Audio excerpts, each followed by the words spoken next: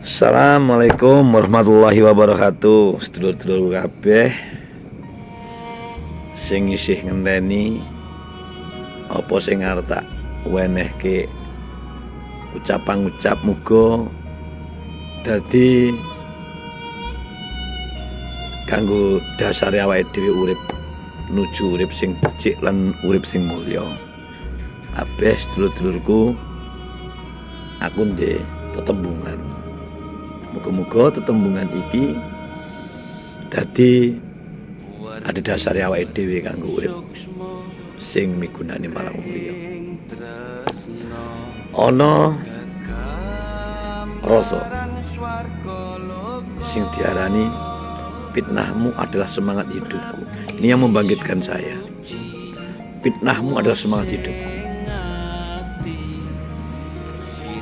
Sing ategese omongane Jawa, pitenahmu agawe gumbergeting uripku. Lan kudu awake dhewe iso ngelingono bibit kawite, ngelingono tembe mburine. Dadi awake dhewe kudu iso ngelingo bibit kawitku, bibit kawitmu, bibit kawit dulur-dulur kabeh. Lan kudu iso ngelingi ing tembe mburine kaya ngopo. Iku mung iso awake dhewe sawiji marang Gusti kang Moing Agung. Lan maneh awake dhewe kudu iso eling wong nandur iku bakal ngunduh wae kang tinandur. Mula lur, ana ing jaman tuwa iki ayo awake dhewe nandur kabecikan. Awake dhewe nggawe senenge liyan.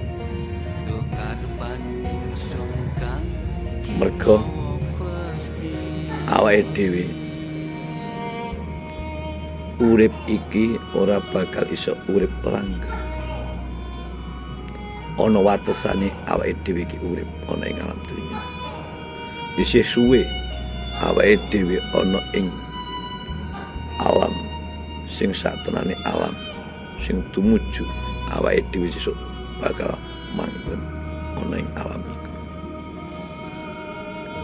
Mula aku mung meling menawa sedulur-dulurku kabeh disengiti, diseriki, dihina, dicaci, dimaki.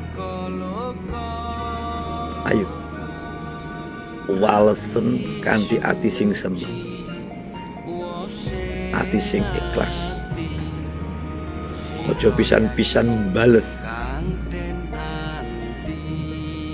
tumindak sing ora apik iku mau.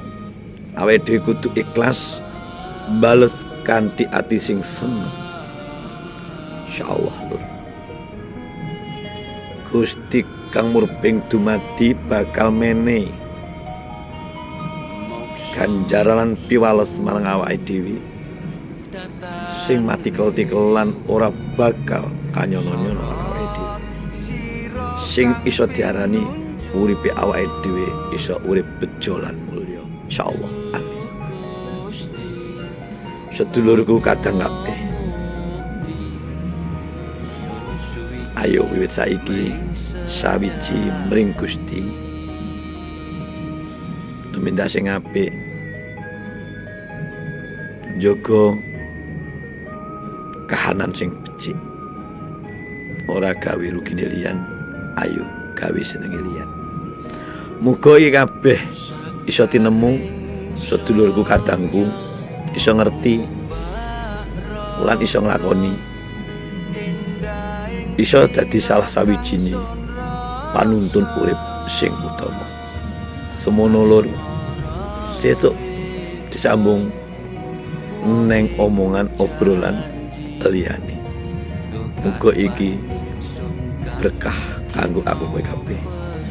Manfaat kanggo sedulurku kabeh. Kronisan, wassalamualaikum warahmatullahi wabarakatuh.